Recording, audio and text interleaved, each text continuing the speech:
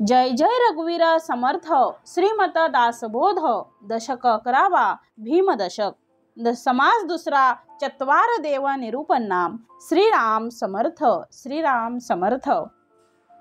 एक निच्छळ एक चंचळ चंचळी गुंतले सकळ निच्छळ ते निच्छळ जैसे तैसे पाहे निच्छळाचा विवेक ऐसा लक्षामध्ये एक निच्छळ ऐसा निश्चयात्मक निच्छळ चितो।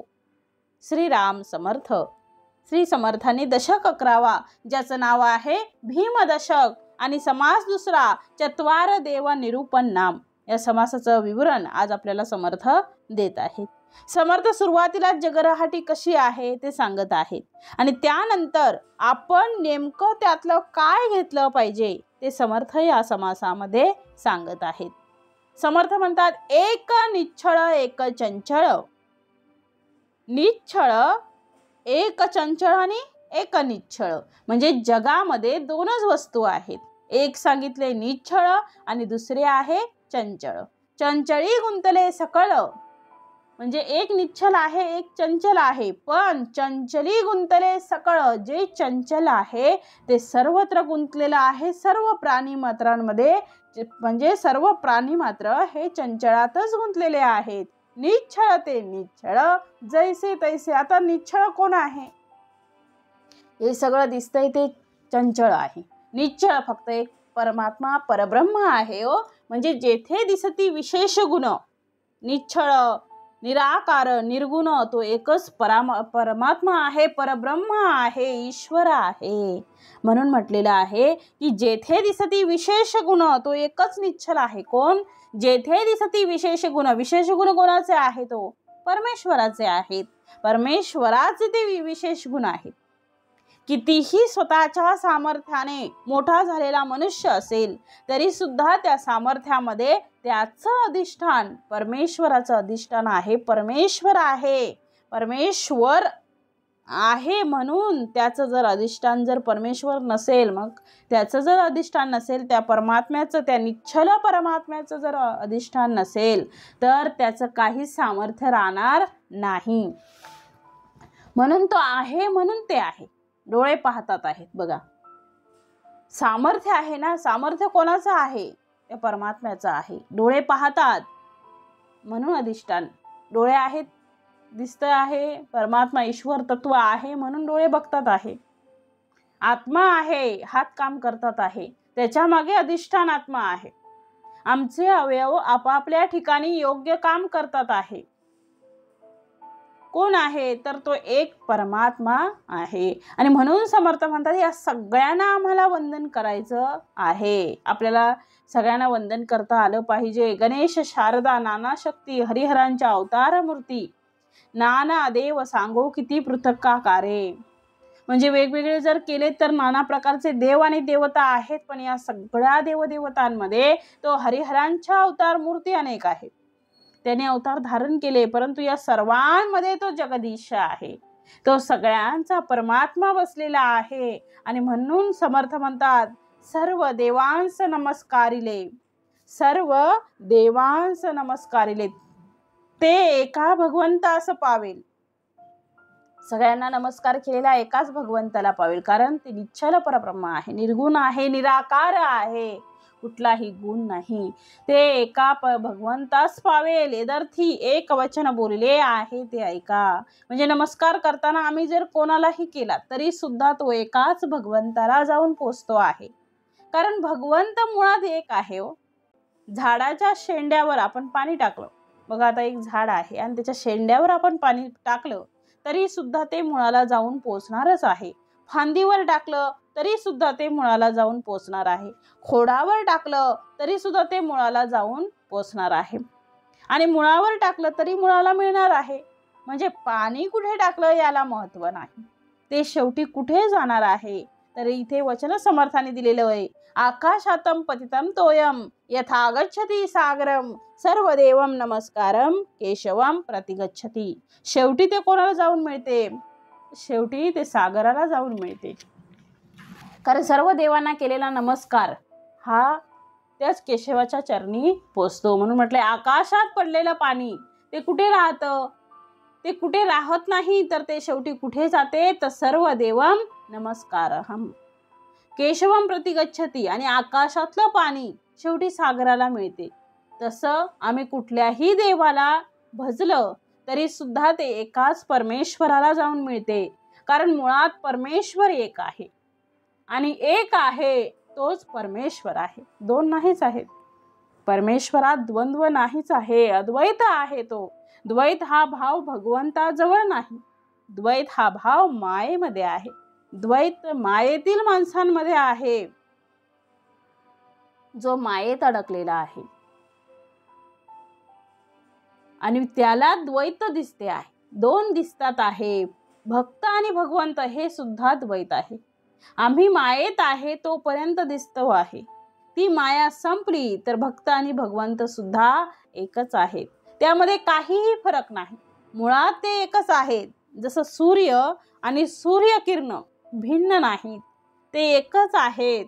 आणि एका दिव्यावरून दुसरा दिवा लावला गेला, दोघांची असलेली दाहकता, दोघांमधील सामर्थ्य, दोघांमधील प्रकाश देण्याची प्रकाश जो मिळतो, प्रकाशाची क्षमता, ही दोघांची सारखीच आहे. कारण ते अग्नीच रूप आहे, अग्नीचं रूप आहे.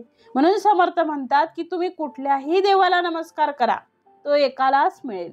म्हणून ज्या संतांनी अशा प्रकारची दृष्टी दिली, ते फक्त त्यांचे भक्त कुठल्याही देवाला नमस्कार केला तरी तो त्यांच्याच देवाला नमस्कार जाऊन पोचतो, हे त्यांना माहीत असते. म्हणून समर्थ म्हणतात, सदा बोलण्यासारिखे चालत आहे, अनेकी सदा एक देवासी पाहे. एवढा तो आपल्या देवामध्ये मग्न झालेला असतो की कुठेही जाओ, कुठल्याही देवळात जाओ, तरी पण हात जोडले तरी जय जय रघुवीर समर्थ.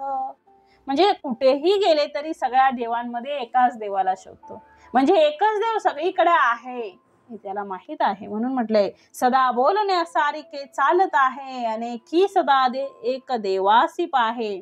सगुणी भजेलेश नाही भ्रमाचा, जगी धन्य तो दास सर्वोत्तमाचा.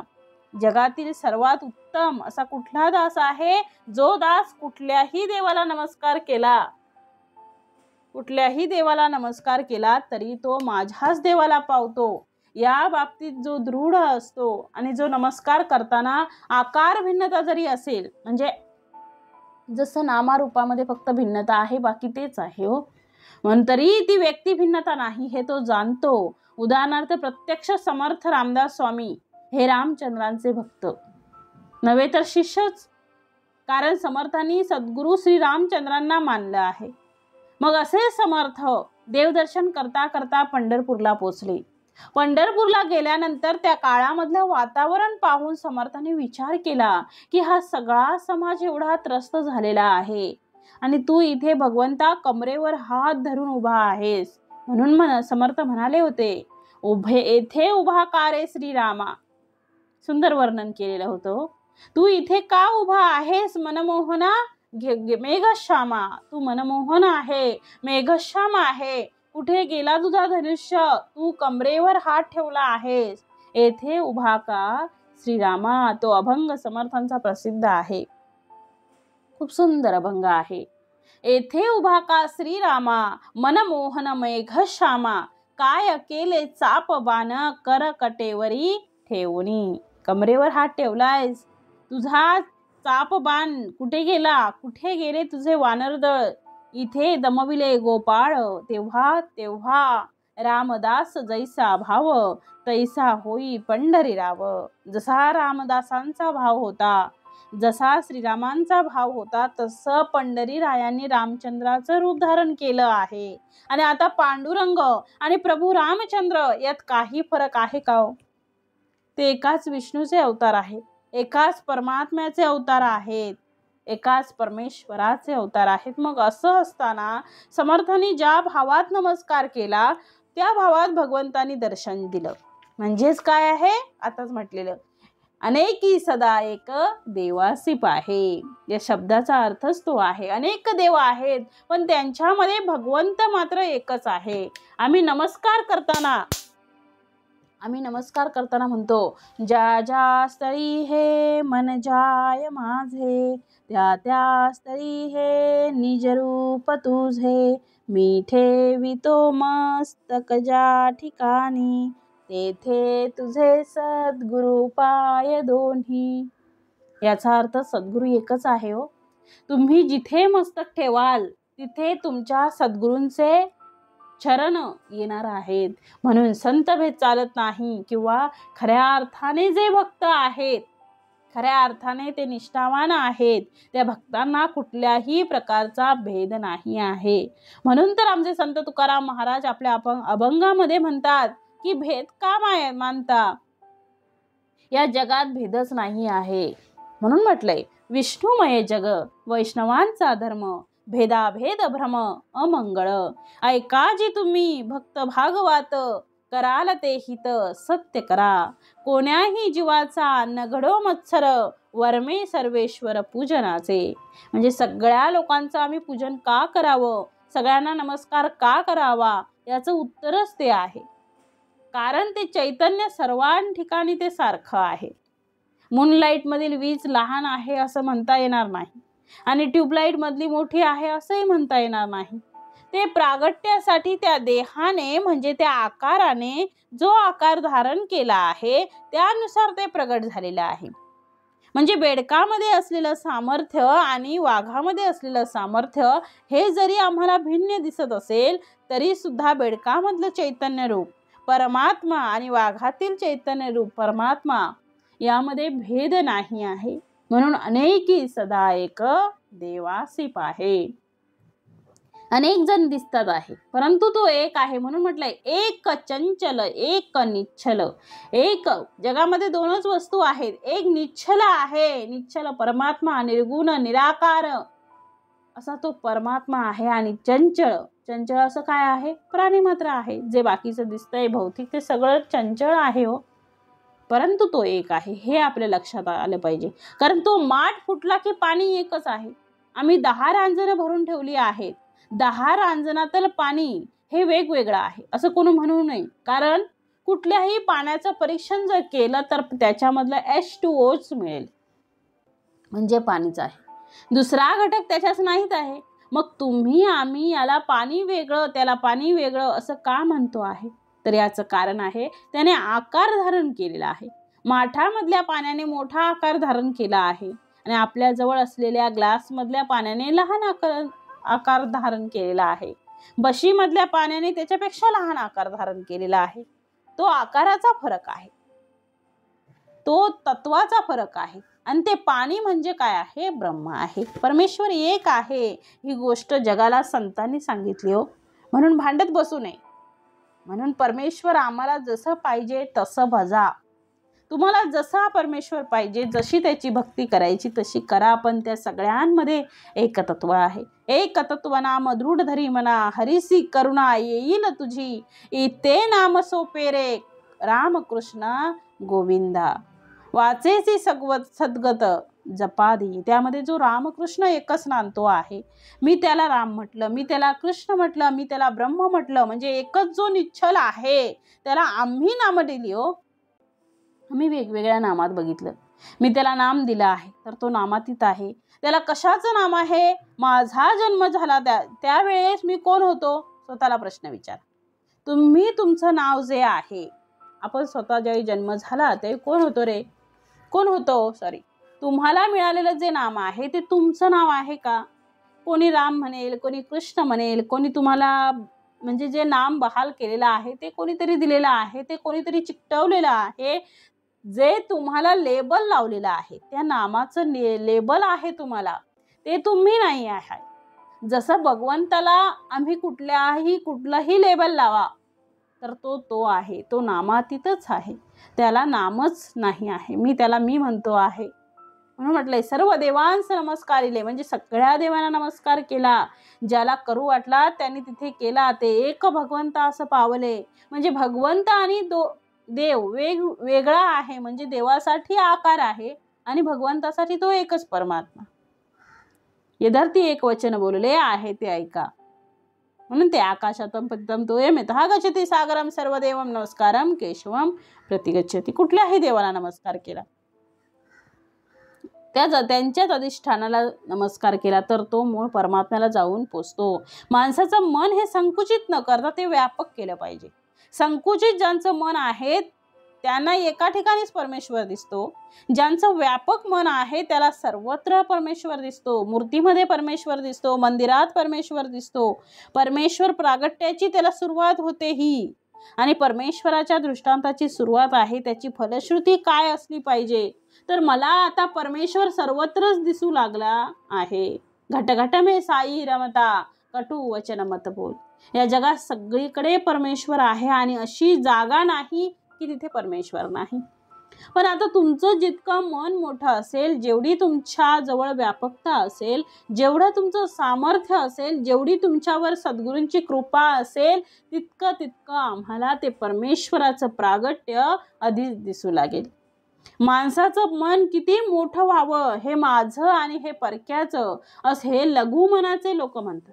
पण वसुधैव कुटुंबकम, ही वसुधा म्हणजे पृथ्वी, ही संपूर्ण पृथ्वी माझं घर आहे, एवढं सामर्थ्य मनाचा मोठेपणा दाखवू शकतो. मग ते मनाने एवढं मोठं झालं पाहिजे. आमची ज्ञानेश्वर माऊली सुद्धा तेच म्हणतात आहे हो. हे विश्वची माझे घर, ऐसी मती जयाची स्थिर, किंबहुना चराचर आपणची जाहला. हे विश्व जर माझं झालं तर परक कोण आहे? प्रश्न असा आहे की आमचं 4 भिंतीचं घर आहे, हे आमचं आहे. घरात राहणारी माणसं ही माझी आहेत, बाकीच्यांची परकी आहे. अशा भावातून आमचं मन लहान झालेलं आहे. मग आमचं मन मोठं कधी होईल? माणसाला मोठं होता आला पाहिजे. म्हणून तुकडोजी महाराज म्हणायचे की हे गावच नाही का तुझे तीर्थ, काय करता इकडे तिकडे तुम्ही हिंडता. संपूर्ण विश्व हे माझं घर आहे आणि त्या घरामध्ये राहणारे प्रत्येक प्राणी, प्रत्येक सजीव, प्रत्येक निर्जीव आपणची झाला, आपणच होतो. किंबहुना चराचर परं. म्हणून तर आमचे संत सावतामाळी आपल्या अभंगामध्ये म्हणतात, कांदा मुळा भाजी अवघी विठाबाई माझी. त्यांना कांदा मुळा भाजी याच्यामध्ये भगवंत दिसला हो. आता मंदिराच्या मूर्तीमध्ये तुम्हाला भगवंत दिसतो आहे, ही सुरुवात आहे. त्याची फलश्रुती त्या आपल्या व्यापकतेमध्ये झाली पाहिजे. अडाणी असलेली, जिला लिहिता वाचता येत नव्हतं, जी अगदी सामान्य स्त्री, ती सुद्धा आपल्या अहिराणी भाषेमध्ये सांगते, मन वढाय वढाय उभ्या पिकातल ढोर, किती हाकल हाकल फिर येत पिकावर, मन केवड केवड जसा काकसा दाना. खसखस जशी बारीकशी असते इतकं बारीक मन आहे. तर ते मन किती मोठं केलं तिने बघा. मन वढाय वढाय, मन एवढं एवढं ज्यात आभाळ मायेना, एवढं मोठं मन करता आलं पाहिजे. म्हणून भक्ताने आपलं मन मोठं करावं आणि सगळ्यांना नमस्कार करणे. म्हणून समर्थ सांगत आहेत की एक निच्छळ एक चंचळ. समर्थाने काय सांगितलंय? एक निच्छळ एक चंचळ आणि चंचळी गुंतले सकळ. म्हणजे निच्छळ एकच आहे, चंचळ ही 1-2च वस्तू आहेत, परंतु सगळे जे आहे ते चंचळामध्ये गुंतलेले आहेत. सगळे प्राणी मात्र चंचळात गुंतलेले आहेत. म्हणून नेमकं त्यातलं, त्यानंतर समर्थ आपल्याला नेमकं त्यातलं काय घेतलं पाहिजे हे या समासात सांगत आहेत. पाहे निच्छळाचा विवेक, ऐसा लक्षामध्ये एक, निच्छळा ऐसा निच्छळात्मक, निच्छळची तो. या निच्छळाच्या गोष्टी सांगती, पुन्हा चंचळाकडे धावती, चंचळ चक्री निघून जाती, ऐसे थोडे. मग आता निच्छळा संबंधी विचार करणारी लक्षावधी माणसात एखादाच असतो. म्हणजे निच्छळाविषयी विचार करणारा लक्षावधी माणसांमध्ये एखादाच असतो. आणि जो निच्छळा संबंधी निश्चयात्मक विचार करतो तो स्वतःही निच्छळाप्रमाणे निच्छळच बनतो. म्हणून समर्थ म्हणतात, एक चंचळ आणि दुसरा निच्छळ. निच्छळ म्हणजे जे चळत नाही, जे स्थिर असते. आता आपण म्हटलं सगुण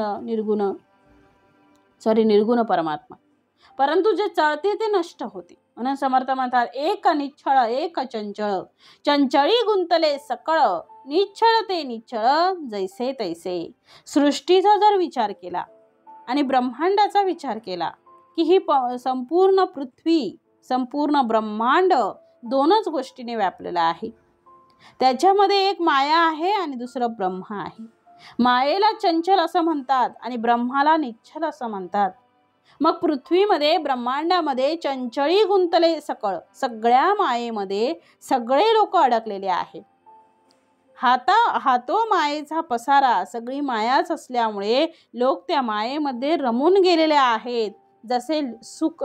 जसे लोक सुखात रमतात तसं त्या मायेमध्ये गुंतलेले आहेत, रमून गेलेले आहेत, दुःखातही रमतात आणि त्यामुळे मात्र त्यांना ब्रह्म कळत नाही. म्हणून पुढे समर्थ म्हणतात, पाहे निश्चळाचा विवेक, पाहे निश्चळाचा विवेक, ऐसा लक्षामध्ये एक, निश्चळा ऐसा निश्चयात्मक, निश्चळ चितो.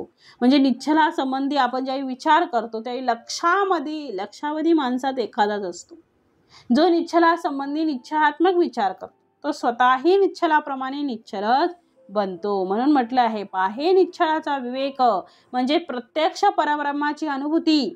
असा विवेकी कोणी असेल का, तर ऐसा लक्षामध्ये एक, लाखो लोक जर घेतले तर एखादा भक्त असतो. या जगात खरा भक्त सापडणे खरंच अवघड आहे. जिथे आपली पद आणि प्रतिष्ठा वाढेल, आपलं नाव मोठं होईल, लोक आपल्याला मानू लागतील, त्या गोष्टीकडे माणसं धावतात. मग समर्थ म्हणतात, त्यापैकी कोणकोणत्या गोष्टी आहेत, तर पैसा आहे, सत्ता आहे, प्रसिद्धी आहे. मी भगवंताचं गुणानुवाद गातो आहे, त्याच्यासाठी मी माझी वाणी झिजवतो आहे आणि तो मला भेटला पाहिजे यासाठी बोलणारा भक्त वेगळा आहे. दिसायला दोन्ही एकच आहे, दिसायला दोन्ही एकच आहेत. म्हणून समाजामध्ये असलेले सगळे लोक या चंचळामध्ये अडकलेले आहेत, सगळे मायेमध्ये अडकलेले आहेत. सगळे का सांगितलं, कारण समर्थाने दिलेलं आहे तिथे, पाहे निश्चळाचा विवेक, ऐसा लक्षामध्ये एक. काय सांगितले, लक्षामध्ये एक, लक्षावधी माणसामध्ये, लक्षामध्ये एक असा शब्द वापरला आहे. लक्षावधी लोक काढली तर त्यातला एक भगवंताकडे भक्त असतो. आणि पुन्हा समर्थ का म्हणतात, कारण पाणी समुद्राकडे वाहत जाते, तेव्हा ते समुद्राकडे वाहत जाते तेव्हाच त्याला आपण नदीची उपमा देतो. पण ते सागराला जर जाऊन मिळालं नाही, मध्येच आटून गेलं, तर त्याला नाला म्हणतात. ती नदी होऊ शकत नाही. म्हणून नदी ही शेवटी सागराला मिळते आणि म्हणून नदी धन्य होते. तसा भक्त हा जेव्हा भगवंताला जाऊन मिळतो तेव्हा तो भक्त होतो. तो मध्येच कुठेतरी पैशात अडकतो, मध्येच कुठेतरी प्रसिद्धीत अडकला, कीर्ती, कामिनी आणि कांचनमध्ये अडकला, तर त्या भक्ताला भक्त म्हणता येणार नाही. म्हणून म्हटलंय, भक्त ऐसे जाना जे देही उदास, गेले आकाश आशपाश निवाडुनी. आशपाश म्हणजे माया, सगळी आशा सोडून दिली आहे, मायेमध्ये अडकलाच नाही. म्हणजे सगळ्या प्रकारच्या इच्छा त्याने जुगारून दिल्या आहेत, सगळ्या प्रकारचे पाश त्याने तोडून टाकले आहेत, ते भक्त आहेत. उगाच कोणालाही भक्त म्हटलेलं नाही. भक्त होणं एवढं सोपं नाही हो. भक्त असलेला मनुष्य होणं एवढं सोपं नाही. भक्त ऐसे जाना जे देही उदास, गेले आशपाश निवाडुनी, विषय तो त्यांचा झाला नारायण. जगात किती लोक आहेत हो, त्यांचा विषय नारायण झाला आहे. लोक भगवंताकडे जातात, त्या जाण्यामागचा उद्देश पहिले ठरवून घेतात. काही पैशांसाठी जातात, काही प्रसिद्धीसाठी जातात, काही इच्छेसाठी जातात.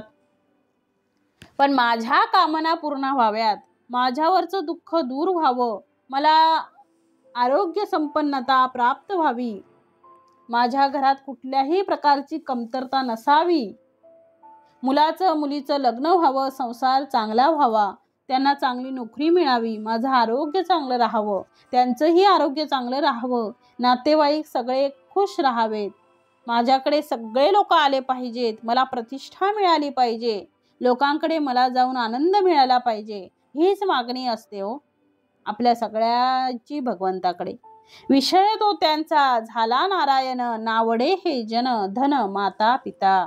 यामध्ये जगद्गुरु तुकाराम महाराजांनी या 3 शब्दांमध्ये सगळी माया गुंडाळून ठेवलेली आहे. जन नको म्हणजे प्रसिद्धी नको, धन नको म्हणजे आसक्ती नको, माता पिता नको म्हणजेच काय, तर पुन्हा पुनर्जन्म नको. ऐसे माय बापे किती, कर्मयोगे सकळ मिळाली, एके स्थळी जन्मास आली, ते तुवा आपुले मानिली. कैसे रे पडत मूर्खा. इतकं स्पष्ट समर्थ सांगतात आहे. जगद्गुरु संत तुकाराम महाराज तेच सांगतात की पण विषय कसा झाला पाहिजे, विषय नारायण झाला पाहिजे. आणि असा ज्यांचा विषय नारायण होतो, हे लाखात नाही तर करोडोत एखादा असेल. जो भक्त असेल मग अशा भक्तासाठी मग भगवंत धावतो. जो खरा भक्त आहे मग तो येतो, कुठलं संकट त्याच्याबरोबर राहत नाही. कोणासाठी भगवंत धावत आलेला आहे याचा जर आपण इतिहास पाहिला तर ज्या भक्ताने भगवंताखेरीज दुसरी कुठलीही आशा केली नाही, भगवंत कोणासाठी धावत येतो? ज्याच्या मागण्या जास्त त्याच्याकडे भगवंत कधीच येत नाही, कधीच नाही हो. जो कोण भगवंताला मागतो त्याच्याकडेच भगवंत येतो. आपल्या फक्त भौतिक गोष्टींची मागणी असते, परंतु भगवंताला आपण कधीच मागत नाही. जो देतो त्याला कधीच मागत नाही. आपल्याला फक्त त्या भौतिक गोष्टींमध्ये आपण अडकतो, मला हे दे, मला ते दे, हे होऊ दे, ते होऊ दे. परंतु भगवंत म्हणजे जर एखादा करोडो जसा भगवंत असेल, इतिहास पाहिला तर ज्या भगवंताने करोडो एखादा भक्त असेल तर ज्या भक्ताने भगवंताखेरीज दुसरी कुठलीही आशा केली नाही त्याच्यासाठी भगवंत धावत आलेला आहे. हात जोडले की मागण्या सुरू, असं जर झालं असेल भगवंतासमोर तर भगवंत म्हणेल की भक्ताला काय पाहिजे? मी नाही पाहिजे. भक्ताला सुख पाहिजे आहे, तथास्तु. भक्ताला गाडी पाहिजे, तथास्तु. भक्ताला भौतिक सुख पाहिजे, तथास्तु. म्हणजे त्याला सुख पाहिजे, म्हणजे शेवटी तो मायेतच अडकला आहे. म्हणून समर्थ म्हणतात अशा चंचळामध्ये अडकलेले जे लोक आहेत त्यांना भगवंत भेटायचा नाही. ज्याला निश्चयाची इच्छा आहे त्याला निश्चय मिळेल. ज्याला निश्चळाची इच्छा आहे त्याला निश्चळ मिळेल. ज्याला चंचळाची इच्छा आहे तो चंचळातच अडकेल. इथे तेच समर्थ सांगत आहे. या निश्चळाच्या गोष्टी सांगती पुन्हा चंचळाकडे धावती. निश्चळाच्या गोष्टी सांगतात पण पुन्हा ते चंचळाकडे जाऊन अडकतात. या निश्चळाचा विवेक ऐसा लक्षामध्ये एक, निश्चळा ऐसा निश्चयात्मक निश्चळ रचितो. या निश्चळाच्या गोष्टी सांगती पुन्हा चंचळाकडे धावती. चंचळ चक्री निघून जाती ऐसे थोडे. चंचळी चंचळ जन्मले, चंचळाची मध्ये वाढले, अवघे चंचळची बिंबले जन्मवरी. मग आता समर्थ म्हणतात की काही लोक असं असतात की गोष्टी तर निश्चयाच्या करतात, या निश्चळाच्या गोष्टी सांगती म्हणजे परमेश्वराच्या, परब्रह्माच्या, परमात्म्याच्या गोष्टी करतात, पुढे चंचळाकडे धावतात, पण पुन्हा ते कसे चंचळाकडेच धावतात.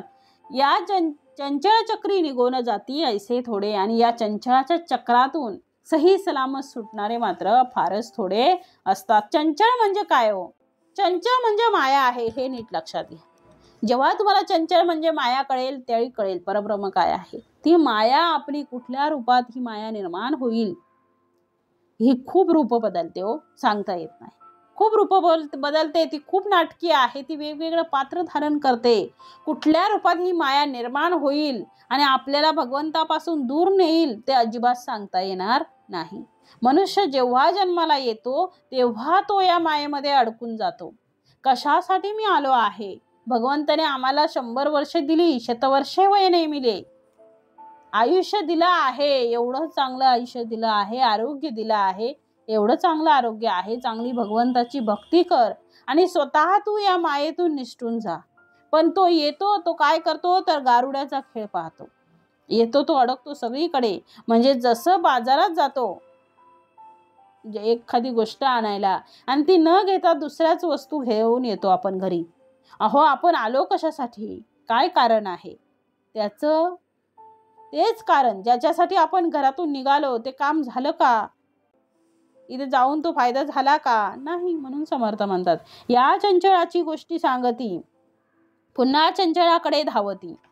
म्हणजे या निश्चळाच्या गोष्टी सांगती पुन्हा चंचळाकडे धावती. चंचळ चक्री निघून जाती ऐसे थोडे. या मायेच्या चक्रातून जो सटकून जाईल तो वाचेल. म्हणून रामनामामध्ये एकदा आपण दंग झालो, तल्लीन झालो की आपल्याला आपलंच भान राहत नाही. म्हणून भगवंताची भक्ती करा, त्याच्यामध्ये रमले की बाकी सगळं आपल्याला जे आहे चंचळ आहे ते गळून पडणार आहे. पण त्यात खरं रमलं पाहिजे. आपण त्याच्यातून बाहेर पडतो आणि त्या चक्रामध्ये बसल्यासारखं करतो. 12 तासाचा प्रवास करतो, जसं आपण एखाद्या कुठेतरी लांब गेलोय आणि 12 तासाचा प्रवास केलाय, आपण रेल्वेने म्हणून तो आपल्यावर रेल्वेने प्रवास करतोय म्हणून आपण झोपतो आणि रात्री झोपल्यानंतर ज्यावेळी प्रवास आपला होतो, एखाद्या स्टेशनवर आपण उतरतो आणि घरी आल्यानंतर ज्यावेळी आपण रात्री झोपतो प्रवासानंतर, त्यावेळी आपल्याला काय वाटते की आपण रेल्वेतच बसलो आहे असं त्याला वाटते. दिवसभर आपल्याला तेच वाटत असते हो, तोच भास होतो असो. तसं या चंचळामध्ये अडकलेला मनुष्य तो गेला तरी चंचळातच आहे आणि जाऊन पुन्हा चंचळातच येऊन बसतो आहे. म्हणून समर्थ म्हणतात आहे, चंचळी चंचळ जन्मले. चंचळामध्ये चंचळ जन्माला आले, चंचळामध्ये चंचळ जन्माला आलेले आहे. म्हणून म्हटलंय, चंचळी चंचळ जन्मले, चंचळाचे मध्ये वाढले, अवघे चंचळची बिंबले जन्मवरी.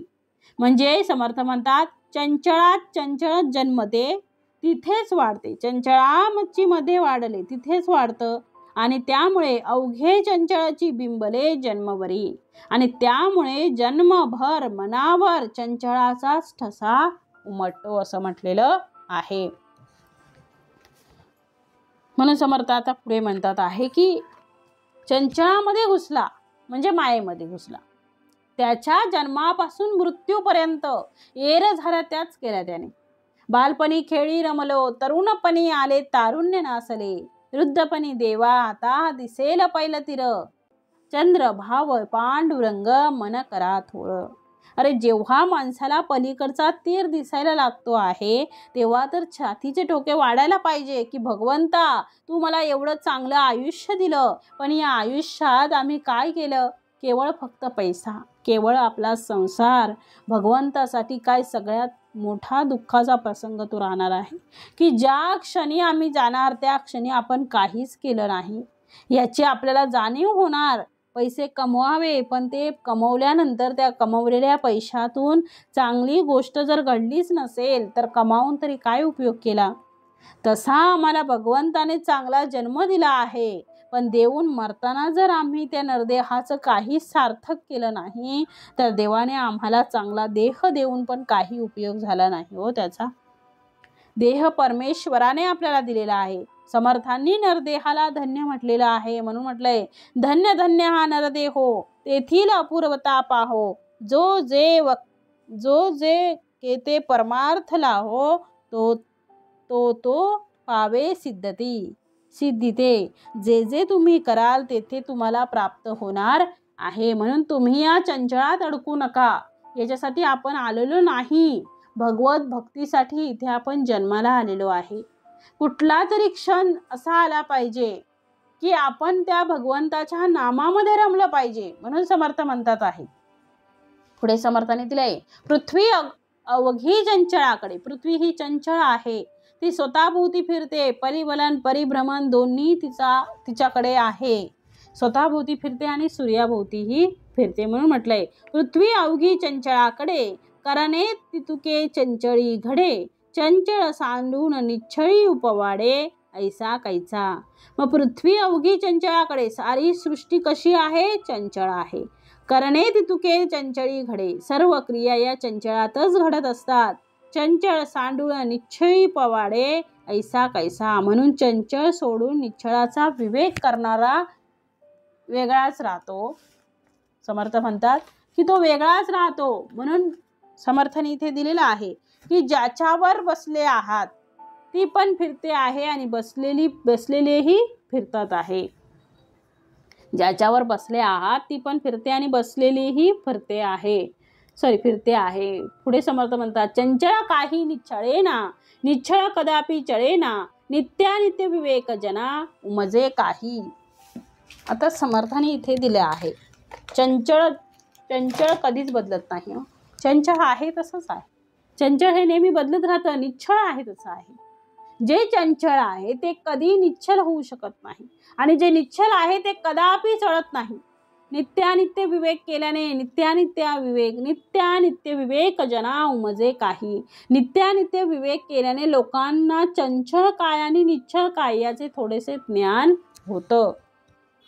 म्हणून पुढे दिलंय समर्थाने, चंचळामध्ये तो घुसलेला आहे. म्हणून म्हटलंय, समर्थाने पुढे दिलंय, ज्याच्यावर बसले आहात ती पण फिरते आणि बसलेलीही फिरते आहे. चंचल कधीही निश्चळतच नाही. म्हणून चंचळामध्ये अडकलेली लोक नित्यानित्य विवेक समजून घेऊ शकत नाहीत. आम्हाला त्या चंचळापासून दूर व्हावं लागेल आणि चंचळामध्ये फिरणारे लोक किती त्रस्त झालेले आहेत हे कळेल आणि त्याच्यापासून दूर व्हावं लागेल. त्याच्यात अडकून चालणार नाही. म्हणून समर्थ म्हणतात आहे की निश्चळामध्ये आम्ही मन रमवलं पाहिजे, चंचळातून आपलं मन काढलं पाहिजे. काही उमजले, आता काही कळलं मला तरी पण काही कळत नाही. मग पुढे काय दिले समर्थाने, काही उमजले तरी नुमजे, काही समजले तरी न समजे, काही बुझे तरी निर्बुझे किंचित मात्र. पण थोडे फार कळलं तरी पण न कळल्यासारखंच आहे. थोडं काही समजलं, काही उमजे तरी नुमजे, म्हणजे थोडं कळलं तरी न कळल्यासारखंच आहे. काही समजले तरी न समजे, थोडं काही समजले असे वाटते पण समजलेले नसते. काही बुझे तरी निर्बुझे किंचित मात्र, म्हणजे काही प्रचिती आल्यासारखी वाटते पण ती किंचित मात्रच कळते. काही कळते, काही कळत नाही, अर्धवट कळते आणि त्यामुळे माणूस बुचकळ्यात पडतो.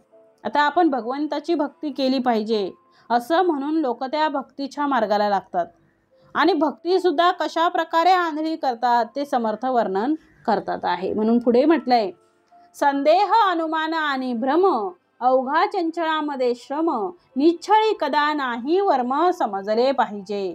चंचळा करी तितुकी माया, माईक जावे विलया, लहान थोर म्हणावया कार्य नाही. माझा संदेह अनुमान आणि भ्रम अवघा चंचळामध्ये श्रम. मग आता म्हणून या निश्चळामधलं वर्म आम्हाला समजलं नाही. चंचळामध्ये राहून आम्हाला कधी ना कधी संशय हा येतोच हो. म्हणून समर्थाने इथे दिला आहे, काही कळते काही कळत नाही, अर्धवट कळतं, त्यामुळे माणूस बुचकळ्यात पडतो. आणि आता आपण भगवंताची भक्ती कशी केली पाहिजे असं म्हणून लोक त्या भक्तीच्या मार्गाला लागतात आणि भक्ती सुद्धा कशा प्रकारे आंधळी करतात ते समर्थ इथे सांगतात आहे. संदेह अनुमान आणि भ्रम म्हणजे एक गोष्ट समजून घ्या, माणूस श्रवणाने तयार होतो, मननाने त्याचं मन तयार होतं आणि निधिध्यासाने तो भगवंताकडे वाटचाल करू लागतो.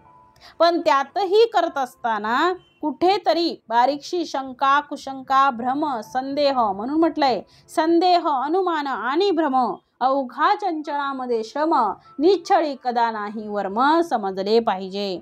म्हणून त्या निश्चळामधलं वर्म आम्हाला समजत नाही. चंचळामध्ये राहून आम्हाला कधी ना कधी संशय हा येतो. मग अशा वेळेस आम्ही काय करावं?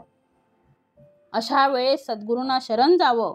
म्हणून म्हटलंय, सद्गुरु वाचोनी सापडेना सोय, धरावे ते पाय आधी आधी. शंका आली काही करू नका, फक्त सद्गुरूंना शरण जावं. मी ठेवितो मस्तक ज्या ठिकाणी, तेथे तुझे सद्गुरु पाय दोन्ही. म्हणून म्हणजे पुन्हा असा श्रम करू नका की सद्गुरु कुठे शोधायचे, शोधायची गरज नाही हो, ते आपल्या जवळच आहेत, कुठेच जायची गरज नाही. तुम्ही माथा टेकला की सद्गुरु म्हणून की तुम्हाला त्याच्यातून मार्ग मिळाला. सद्गुरु म्हणून तिथे जर माथा टेकला की आपल्याला मार्ग मिळेल. सद्गुरु आहेत पण ती अनन्यता असली पाहिजे. म्हणून समर्थ म्हणतात आहे, संदेह अनुमान आणि भ्रम म्हणजे माणसाच्या मनात जे संदेह अनुमान आणि भ्रम वगैरे जे उत्पन्न होतात ते सर्व अवघा चंचळामध्ये श्रम, म्हणजे हे ते सर्व चंचळामुळेच होणारे भ्रम आहेत. निश्चळी कदा नाही वर्म, म्हणजे या गोष्टी निश्चळामध्ये कधीच असू शकत नाहीत. निश्चळी कदा नाही वर्म समजले पाहिजे, हे वर्म आपल्याला समजलं पाहिजे. म्हणून पुढे दिलंय, चंचळा करी तितुकी माया, माईक जाये विलया, लहान थोर म्हणावया कार्य नाही. म्हणजे जेवढं काही चंचळाकार आहे ते सर्व माईक असते आणि जे जे माईक असते ते सगळं नाश पावते. आणि माया निर्मित वस्तूमध्ये लहान थोर असा भेद करणंच बरोबर नाही, कारण सर्व काही कसं आहे, नाशवंत आहे. म्हणून समर्थांनी अप्रतिम असा दृष्टांत दिला आहे. ज्याप्रमाणे चित्रामध्ये असलेली जी सेना आहे, जे आपण बघतो चित्रसेना, त्याच्यामध्ये काही लहान दिसतात, काही मोठे दिसतात, काही घोडे असतात तर काही पालखीत बसलेले राजे असतात दिसतात, तिथे आजूबाजूला असलेले सैनिक असतात, सगळं चित्र दिसतं. त्याच्यात लहान कोण आणि मोठा कोण आणि म्हणून हे चित्र आहे, त्यात लहान कोण मोठा कोण हे कसं सांगणार? त्याच्यातला जो तो नोकर आहे आणि राजा आहे, हे दोघेही एकाच सारखे आहेत. तो चित्रामध्ये काही भेद नाही. तशी ही माया हे चित्र आहे आणि या चित्रामध्ये दिसताना आकार आम्हाला भिन्न दिसतात आहे, पण या आकारामध्ये कोणीही लहान आणि कोणीही मोठे नाही, सगळे कसे सारखे आहेत. ते चित्रातले आहेत. मग मोठा कोण आहे? तर त्याच्यामधलं ब्रह्मतत्व जे आहे त्या चंचळामध्ये ते सगळं मोठं, ते खरं, तेवढं खरं आहे ब्रह्मतत्व. बाकी सगळं काय आहे हे खरं नाही आहे, हे नष्ट होणारं आहे. म्हणून पुढे म्हटलेलं आहे, संदेह अनुमान आणि भ्रम ओघा चंचळामध्ये श्रम निच्छळी कदा नाही वर्म समजले पाहिजे. चंचळा करीत तुकी माया माईक जाये विलया लहान थोर म्हणावया कार्य नाही. म्हणजे जेवढं काही चंचळाकार आहे तेवढं सर्व माईक असतं आणि जे जे माईक असतं ते नाश पावतं. माया निर्मित वस्तूमध्ये लहान थोर असा भेद करणंच बरोबर नाही, कारण सर्व कसं आहे, नाशवंत आहे.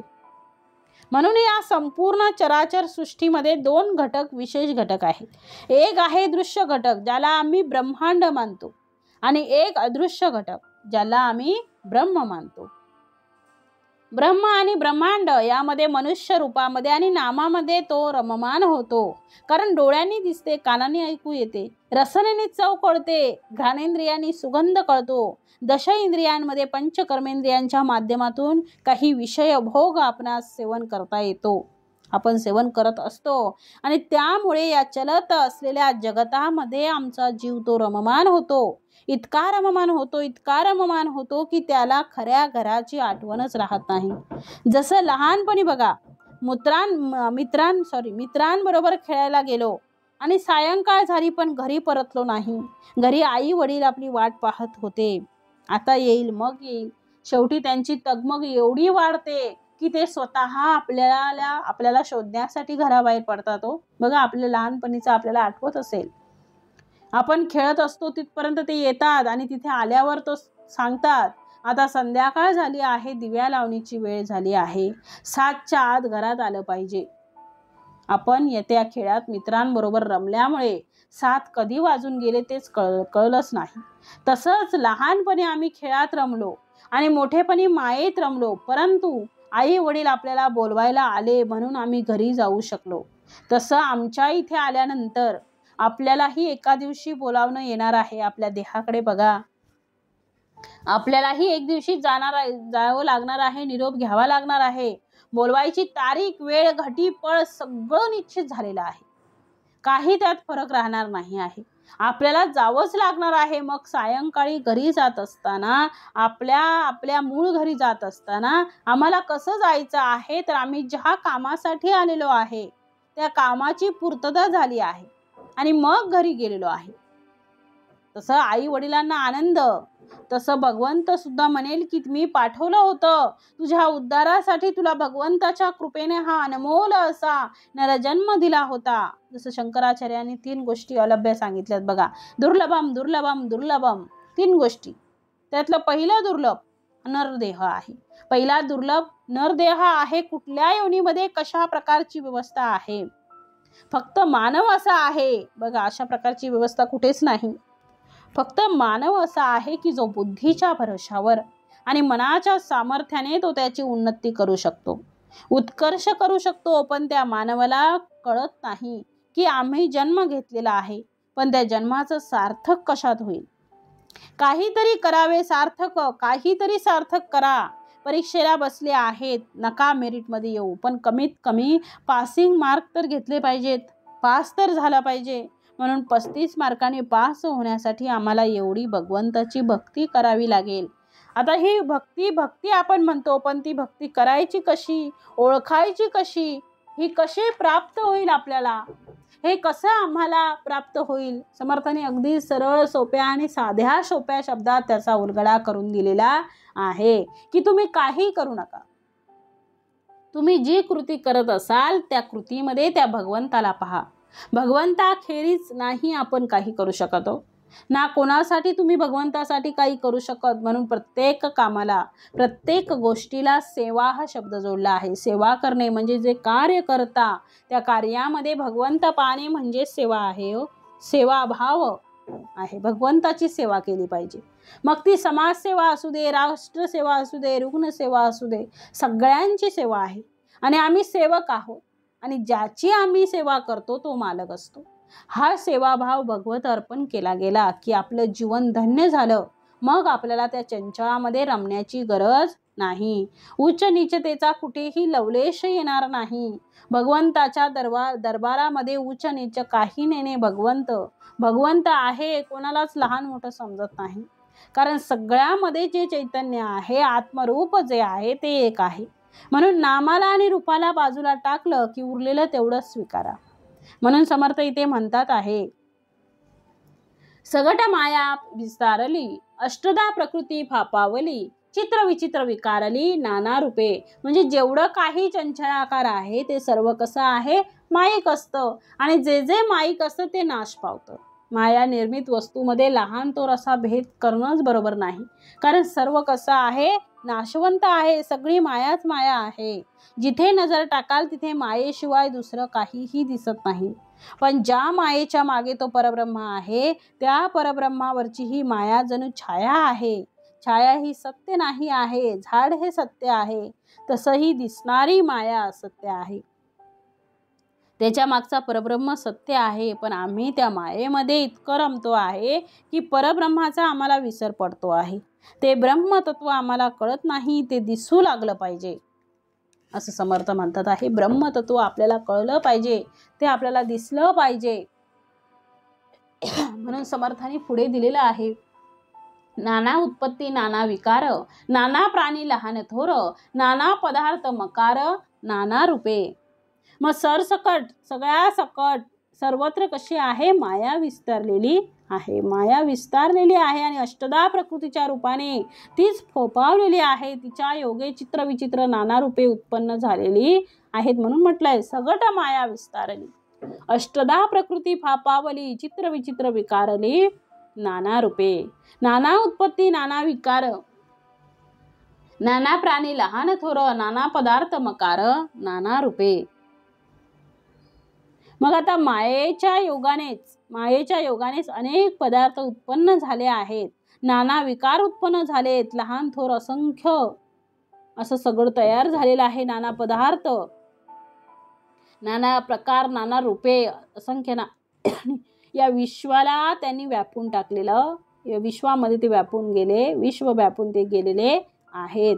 म्हणून पुढच्या ओळीमध्ये समर्थ म्हणतात आहे, विकारवंत विकारले, सूक्ष्म जडश्वास आले, अमर्याद दिसू लागले, काहीचा बाही. मग आता समर्थ म्हणतात, मायेच्या योगानेच हे सगळं झालेलं आहे. अष्टदा प्रकृती विकारवंत असल्याने तिच्या योगे सूक्ष्म अव्यक्त असलेली ही सृष्टी, समर्थ म्हणतात याच्यामुळे ही सृष्टी कशी झालेली आहे, स्थूल रूपाने प्रगट झालेली आहे. मग नाना शरीरे निर्माण झाली, नाना नामाभिधाने ठेविली, भाषा परत्वे कळो आली काही. मग नाना रीती नाना दंडक, आचार एकाहून एक, वर्तो लागले सकळ लोक लोकाचारे. मग नाना शरीर निर्माण झाली आणि मग त्यांना नाम ठेवली गेली. नाना शरीरे निर्माण झाली, नाना नामाभिधाने ठेविली, नाना नामे ठेवली गेली, भाषा परत्वे कळो आली काही. भाषेच्या योगाने त्यातील काही कळून येऊ लागलं. मग नाना रीती नाना दंडक, आचार एकाहून एक, वर्तो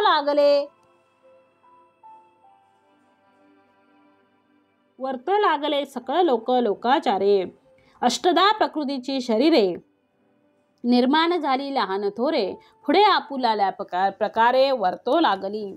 आता समर्थ म्हणतात, मग नाना शरीर निर्माण झाली. कशी झाली, नाना शरीर निर्माण झाली.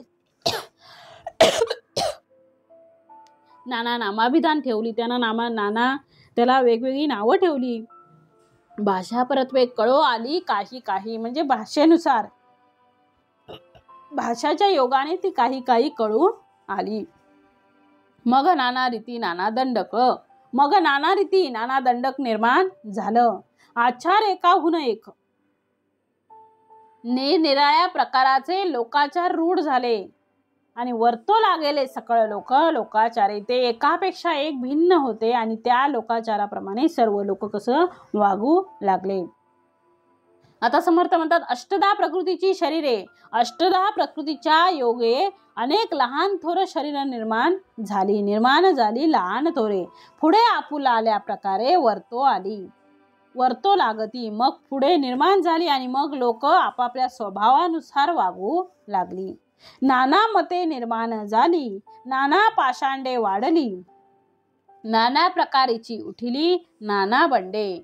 जैसा प्रवाह पडिला तैसाच लोक चालिला, कोण वारील कोणाला एक नाही. जसं नाना मत निर्माण झाली, अनेक मतांतर निर्माण झाली, नाना पाषांडे वाढली, अनेक पाखंडे वाढू लागली, नाना प्रकारची उठिली नाना बंडे, नाना प्रकारचे नाना मतप्रवाह निर्माण झाले. जैसा प्रवाह पडिला तैसाच लोक चालिला, कोण वारील कोणाला एक नाही. रूढीचा प्रवाह जसा निर्माण झाला तस त्याला अनुसरून लोक वागू लागले. कोण कोणाला जाब विचारणार अशी परिस्थिती निर्माण झाली. पृथ्वीचा झाला गळंठा, एकाहून एक मोठा, कोण खरा आणि खोटा कोण जाणे. आचार बहु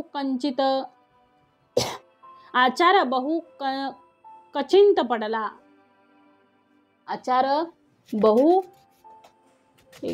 समर्थ, आचार बहु कचिंत पडला, कित्येक पोटासाठी बुडाला अवघा वरपंगची झाला स्वाभिमाने. मग सर्व पृथ्वीवर एकच गोंधळ माजून राहिला. पृथ्वीचा झाला गळांठा, म्हणजे सर्व पृथ्वीवर एकच गोंधळ माजला की एकाहून एक मोठा, प्रत्येक जण स्वतःला दुसऱ्यापेक्षा श्रेष्ठ मानू लागला. आणि त्यामुळे काय झालं, कोण खरा कोण खोटा कोण जाणो, म्हणजे कोण खरा आहे कोण खोटा आहे हेच कळेन असं झालेलं आहे. आचार बहुकंचित पडला, आचार म्हणजे नाना प्रकारचा आचार ह्याच्यात रूढ झाला. कित्येक पोटासाठी बुडाला, पोटासाठी उत्तम आचार बुडाला आणि अवघा वरपंगची झाला स्वाभिमाने. तर अभिमानामुळे आचाराचा देखावा दांभिक लोक करू लागले. देव झाले उदंड, देवांचे मांडले भंड, भूता देवतांचे थोतांड एकची झाले. मुख्य देव तो कळेना, काशास काहीच मिळेना, एकास एक वळेना अनावर. देव झाले उदंड, देव कसे झाले उदंड झाले, देवांचे मांडले भंड, सर्वत्र देवदेवतांचे बंड मांजले, भूता देवतांचे थोतांड एकची झाले. भूते आणि देवते यांचं थोतांड सर्वत्र माजून कुणाला काही कळेना असं झालं. मुख्य देव तो कळेना, काशास काही मिळेना. मुख्य देव तो कळेना, मुख्य देव कोणता आहे हे मुळीच कळत म्हणजे कुणीच जाणत नव्हतं. म्हणून समर्थ म्हणतात मुख्य देव कळला पाहिजे. कारण समर्थांनी सांगितलेलं आहे मुख्य देव कळल्याशिवाय या चंचल मायेमध्ये जो निश्चळ परमात्मा आहे तो कळेल कसा हो. मुख्य देव जेव्हा आपल्याला कळेल त्यावेळीच हा मुख्य परमात्मा कळेल, एक निश्चळ आपल्याला कळेल. कारण सगळे हे चंचळामध्ये आपण बुडालेलो आहोत, सगळीकडे चंचळ चंचळ आहे. म्हणून म्हटलंय मुख्य देव तो कळेना, खरा देव कोणता आहे हे कुणीच जाणत नव्हतं. काशास काहीच मिळेना, एकाची मते दुसऱ्याला मतांशी मिळत नव्हती. म्हणजे जर एका घरात 4 माणसे असतील तर 4 माणसांची 4 मतं, मग एकामेकाचं मत कोणाला मिळतच नाही हो. त्याच्यामुळे वाद वाढायचे. एकास एक वळेना अनावर, म्हणजे सगळेच मतभेद झाले, सगळे मतभेद अनावर झाले, सर्वच मतभेद अनावर झाले आणि कुणाचं ऐकत नाही अशी अनावस्था ओढवली. ऐसा नासला विचार, कोण पाहतो सारासार, कैचा लहान कैचा थोर कळेची ना. शास्त्रांचा बाजार भरला, देवांचा गलबला झाला, लोक कामनेच्या व्रताला झोंबून पडती. मग ऐसा नासला विचार, मग याप्रमाणे सगळा समाज आहे तो विवेकहीन बनला आहे. कोण पाहतो सारासार, सारासार विचार करणारा कुणी राहिलेला नाही. कैसा लहान कैसा थोर कळेची ना, म्हणजे त्यामुळे लहान कोण आणि मोठं कोण हेही काही कळेनासं झालं. शास्त्रांचा बाजार भरला, शास्त्रांचा इथे बाजार भरलेला आहे. देवांचा गलबला झाला, देवांची एकच गर्दी झाली. काय झाली? लोक कामनेच्या व्रताला जोमून पडती. लोक सकाम व्रत वैकल्य करण्यासाठी जीवाचा आटापिटा करीत आहेत, असं सगळं समर्थ सांगत आहेत. ऐसे अवघे नासले, सत्यासत्य हरपले, अवघे अनायक झाले चहूकडे. किती अस्ताव्यस्त अवस्था झाली आहे हो. समर्थाने इथे दिलं काय काय झालं. देव झाले उदंड, देव खूप झाले, सगळे देवता भूत आणि देवत थोतांड माजून कुणाला काही कळणसं झालं. मुख्य देव आहे तो कोणाला कळत नाही आणि जाणत नाही, त्याच्यामुळे एकमेकांची मतं पटत नाहीत आणि सगळीकडे मतभेद अनावर झालेले आहेत. कुणीच कोणाचं काहीच ऐकत नाही. पृथ्वीवर एकच गोंधळ माजलेला आहे की मी त्याच्याहून श्रेष्ठ, म्हणजे एकाहून दुसरा श्रेष्ठ, दुसरा म्हणतो मी दोघांपेक्षा मी श्रेष्ठ, म्हणजे याच्यामध्ये कोणाचाही एकमेकांना विचार जुळत नाही. त्याच्यामुळे मतभेद खूप वाढले हो. म्हणून समर्थ सांगतात आहे, हे अवघे नासले, सत्य असत्य हरपले, अवघे अनायक झाले चहूकडे. अशा प्रकारचे सर्वच नासलं आहे. सत्यासत्य कुठे कळेनासं झालेलं आहे आणि असत्यासत्य हरपले, अवघे अनायक झाले चहूकडे. जिकडे तिकडे योग्य नेता कुणी नसल्याने हे सगळं चहूकडे झालेलं आहे. मतांचा गलबला, कोणी पुसेना कोणाला, जो जे मती सापडला तयास त्याची थोर, म्हणजे मतांचा गलबला झाला आणि कुणी कुणाला विचारत नाही, कुणी कुणाला पुजत नाही, कुणी कुणाला विचारत नाही. जो जे मती सापडला, म्हणजे एकमेकांच्या मतांच्या प्रवाहात जो सापडला तयास त्याची थोर, तो श्रेष्ठ वाटू लागलेला आहे. असत्याचा अभिमान तेने पाहिजे पतन, म्हणून या जाते ज्ञान सत्य शोधिती. असत्याचा अभिमान धरला की अधपात ठरलेला आहे. म्हणून ज्ञाते लोक सत्याचा शोध घेत आहेत. लोक वर्तती सकळ ते ज्ञात्यास करतळामळ, आता एका केवळ विवेकी हो, म्हणजे लोक ज्याप्रमाणे वागत असतात ते तसे का वागतात हे ज्ञात्या पुरुषांना तळ हातावरील आवळ्याप्रमाणे स्पष्टपणे कळून येत राहिले. तळ हातावरील जो यशा आहेत त्याच्याप्रमाणे कळायला लागले. तरी आता विवेकी पुरुषांनी हे सर्व नीट ऐकावं. काय ऐकावं? तर लोक कोण्या पंथे जाती, कोण्या देवास भजती, ऐसी ही रोकडी प्रचिती सावध ऐका, म्हणजे लोक कोणत्या मार्गाने आचरण करतात, कुठल्या देवाला भजतात त्या संबंधीचा रोकडा अनुभव आता सावधपणे ऐका. मृत्तिका धातू पाषाणाधिक, ऐसिया प्रतिमा अनेक, बहुतेक लोकांचा दंडक प्रतिमा देवी, म्हणजे मृत्तिका धातू पाषाण अनेक अशी इत्यादी सगळं हे अनेक प्रकारच्या प्रतिमा असतात. बहुतेक लोक रूढ मार्गाने अशा प्रतिमारूपी देवांना भजतात आणि म्हणून नाना देवांचे अवतार चरित्रे ऐकती एकनार, जप ध्यान निरंतर करीती पूजा. काही लोक देवांचे जे नाना अवतार झाले त्या अवतारांची चरित्र आदराने ऐकतात, त्यांची पूजा करून निरंतर त्यांचा जप ध्यान सगळं करतात. पुढे म्हटलंय, एक सकळांचा अंतरात्मा, विश्वी वर्ते तो विश्वात्मा, द्रष्टा साक्षी ज्ञानात्मा मानिती एक. तर काही लोक जगातील सर्व जीवांचा तो अंतरात्मा आहे. या जगात जो विश्वात्मा, द्रष्टा, साक्षी, ज्ञानात्मा म्हणून ओळखला जातो त्या एकाला मानतात आणि त्यालाच भजतात. पुढे म्हटलेलं आहे समर्थाने, पुढे समर्थ देतात आहे,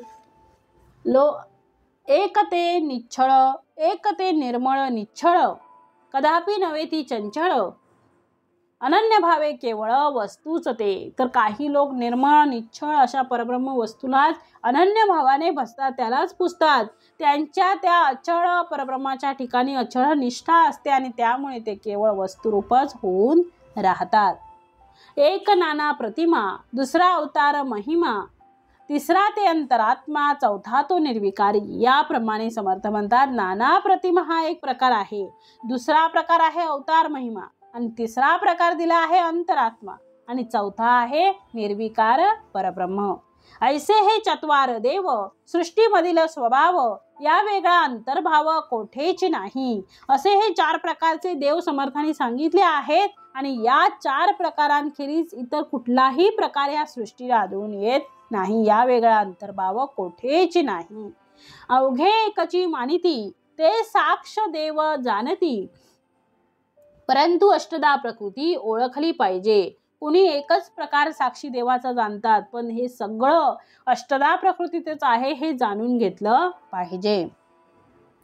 प्रकृतीमधील देव तो प्रकृतीचा स्वभाव, भावातीत महान भाव विवेके जाणावा.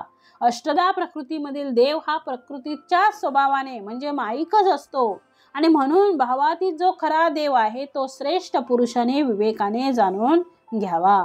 जो निर्मळ असत घ्याईल तो निर्मळची होईल. जो जयास भजेल तो तद्रूप जाणावा. म्हणजे जो निर्मळ निश्चळ अशा देवाचं ध्यान करील तो स्वतःही निर्मळच होईल आणि जो ज्याचे भजन करतो तो त्याच्याशी तद्रूप होतो हे जाणून घ्यावं. शिर नीर निवाडिती ते राजहंस बोली जेती, सारासार जाणती ते महान भाव. मग क्षीर नीर एकत्र केले असता म्हणजे दूध आणि पाणी, त्यातून पाणी सोडून दूध जे ग्रहण करतात त्यांनाच राजहंस म्हटले जाते. तसेच जे सारासार निवडून सार ग्रहण करतात तेच आत्मा साक्षात्कारी पुरुष जाणावे. असो हे अरे जो चंचळ असं ध्याईल तो सहजची चळेल, जो निश्चळ असं भजेल तो निश्चळची. मग अरे जो चंचळाचे ध्यान करतो तो स्वतःही चंचळच बनतो आणि जो निश्चळास भजेल तो निश्चळच होईल हे जाणून घ्यावं. प्रकृती सारिके चालावे परी अंतरी शाश्वत ओळखावे, सत्य होऊन वर्तावे लोका ऐसे. मग सर्वसामान्य प्रापंचिकासारखे वर्तन असावं पण अंतरात मात्र शाश्वत आत्मवस्तूचं अनुसंधान असावं. स्वतः सत्य वस्तू होऊन लोकांमध्ये मात्र लोकांसारखंच वागावं. इति श्रीदास बोधे गुरु शिष्य संवादे चत्वार देव निरूपणाम समास दुसरा. जय जय रघुवीर समर्थ.